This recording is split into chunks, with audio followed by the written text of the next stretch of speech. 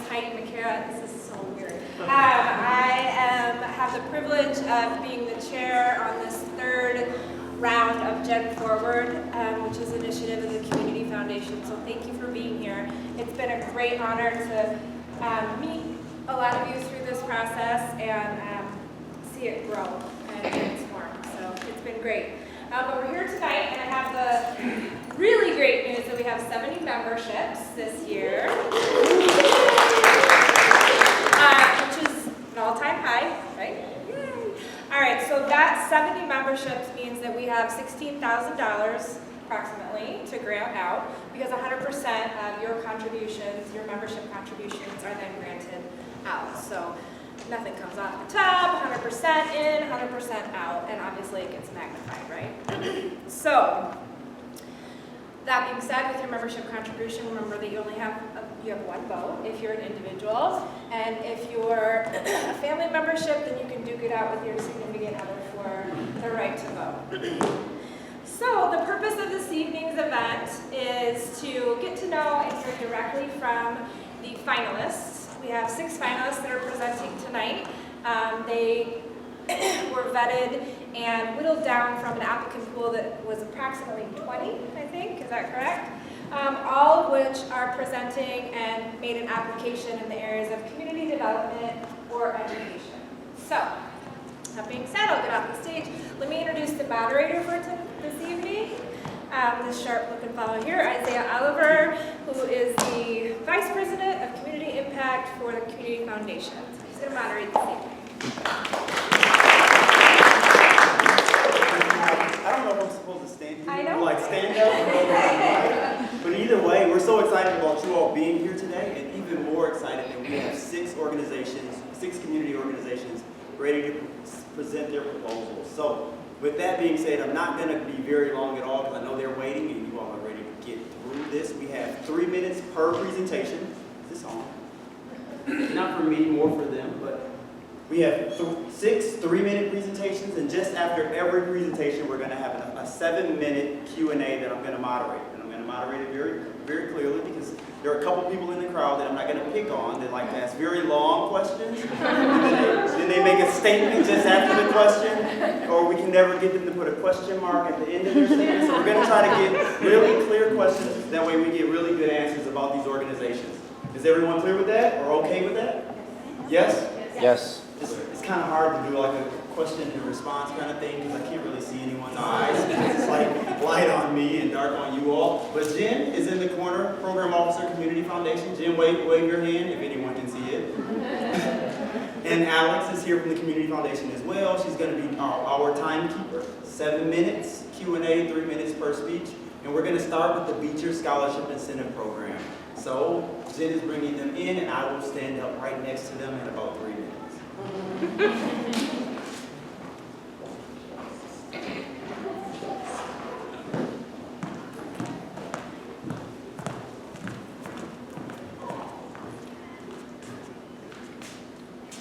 Oh, wow.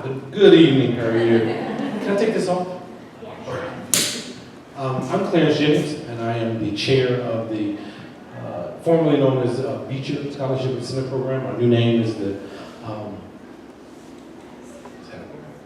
UPass. It's been a long day, sorry. And it's dark, I feel like, man, I'm under pressure. But the opportunity for us to be here, we thank you for. This is Jen Stevens, and she'll talk a little bit about the why.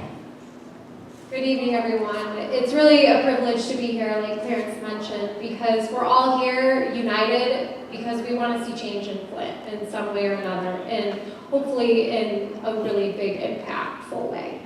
So, as a member of UPass, I'd like to say, too, that we have a really diverse board. We have all ages, genders, races, high school educators, college educators, so we're all together in this fight to give teachers and parents and students all of the resources and tools that they need so that we can send our kids to college and be prepared.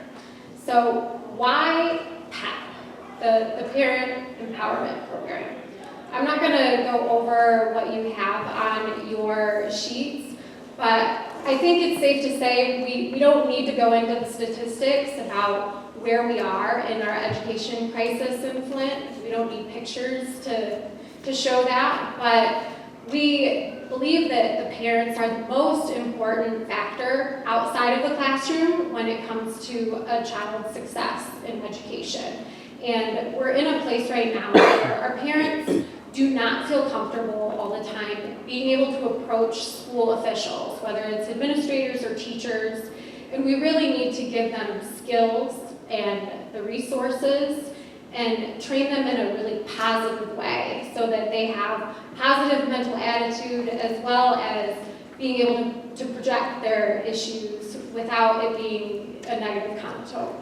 So we have to invest in our personal human capital. Otherwise, we're never going to be able to break the cycle. And how we plan to do that? Our focus is going to be on the 48503, 45, and 48458 zip codes. These will include the areas of Flint, Beecher, and Westwood Heights school districts. And we also are partnering with St. Luke's New Life Center, part of what we want to do is ensure that parents feel comfortable to go into the classroom, meet with the teachers, the administrators, to feel comfortable to ask those questions. One of the things that, as part of what we used to do in BESA was work with the high school students at Beecher High School and trying to focus on the college-going culture, creating a college-going culture. And one of our biggest obstacles was trying to get the parents to understand their role, because many times they felt they were just passive in trying to get their students to go. So we're hoping to serve 150 students, and thank you. Yes, please.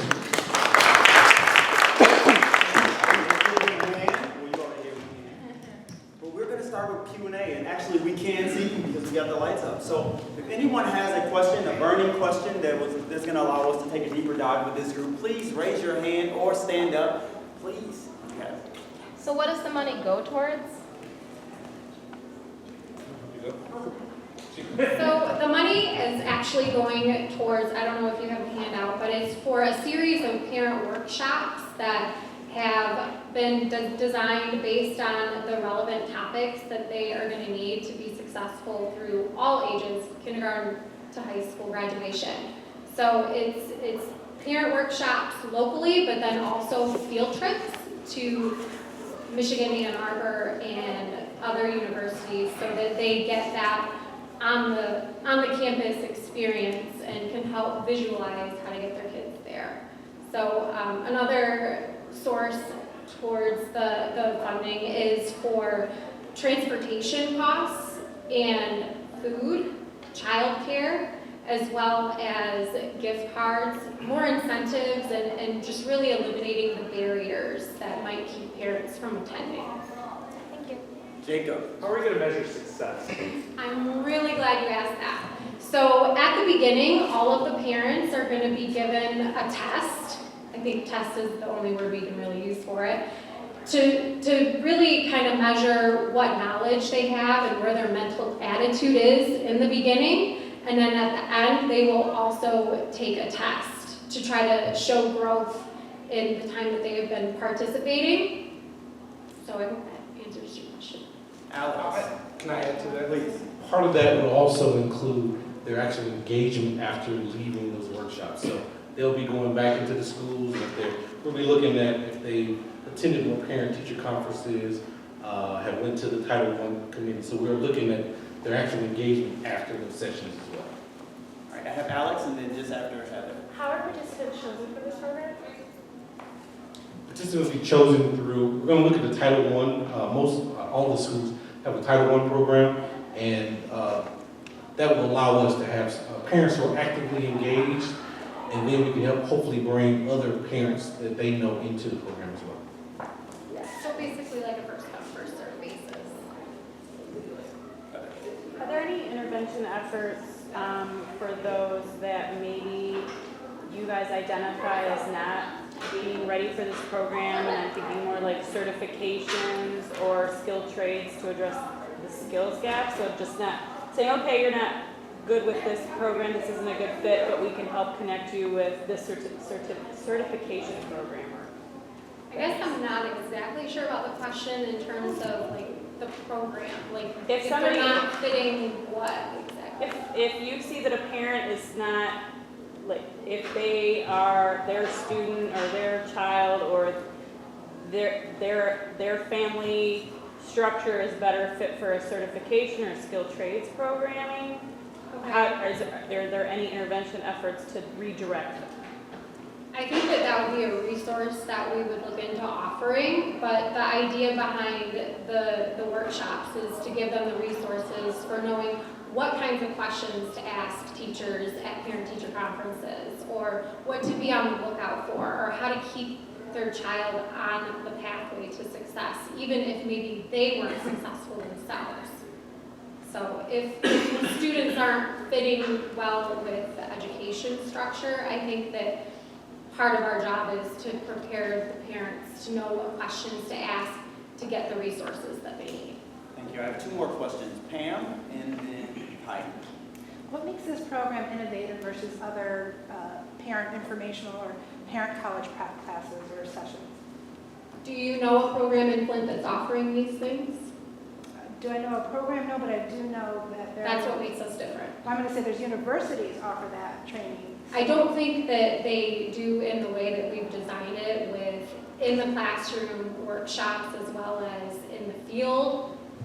So I think that that's what makes us unique. And also incorporating Detroit Parent Network into the mix, I think makes it a huge difference, because we don't have anything like that, and we should have something like that. So hopefully that would be the end result. Heidi. Oh, I think you just answered it, but I was just wondering, this would be the first session, right? This is a new program that you've been implementing, and if so, where did you model it, or did it not model after it? It's modeled after the Detroit Parent Network, and they've done this for, 10, 15 years to actually get parents to be engaged. And do you know what's going on in the Detroit public school system? They have been really influential in actually making sure that they have high-quality teachers and principals, administrators inside those classrooms. And really that grassroots, this is my child, but this is also my child's friend in the classrooms. They're looking out for just more than just their own individual child, but all children as a whole. And I think if I could add, we have our rock star, Dawn Dents, who's the executive director. She is so well-versed in so many different of the challenging topics like school to prison pipeline and really like teaching parents to be leaders, and no one else, I think, has her capability in this area. Thank you. Any other questions? Oh, Jacob. I have actually 2. One is, what age groups are you looking at? It would be kindergarten through 12th grade parents. And then have you already contacted or started working with those Title I directors in those local schools? I believe the initial approach has already been offered, because we are planning to start heavy marketing in December, so we can't do that unless we've already started that partnership. All right, we have 1 minute left. Any burning questions? Seeing none, thank you. Be safe.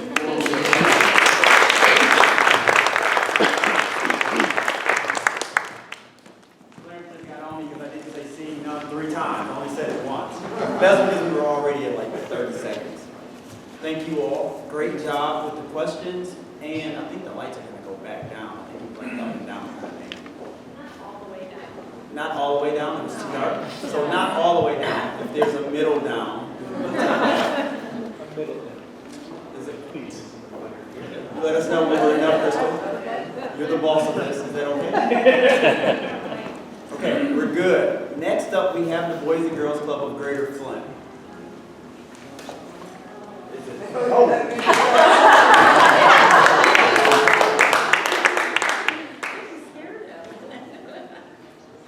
Hello, I'm Emily Leonard. And I'm Connie Peters from Boys and Girls Club of Greater Flint. Can you guys use the microphone? There's Oh. practice going behind you. We can't hear you. You can pull it off this stand. Hello, I'm Emily Leonard.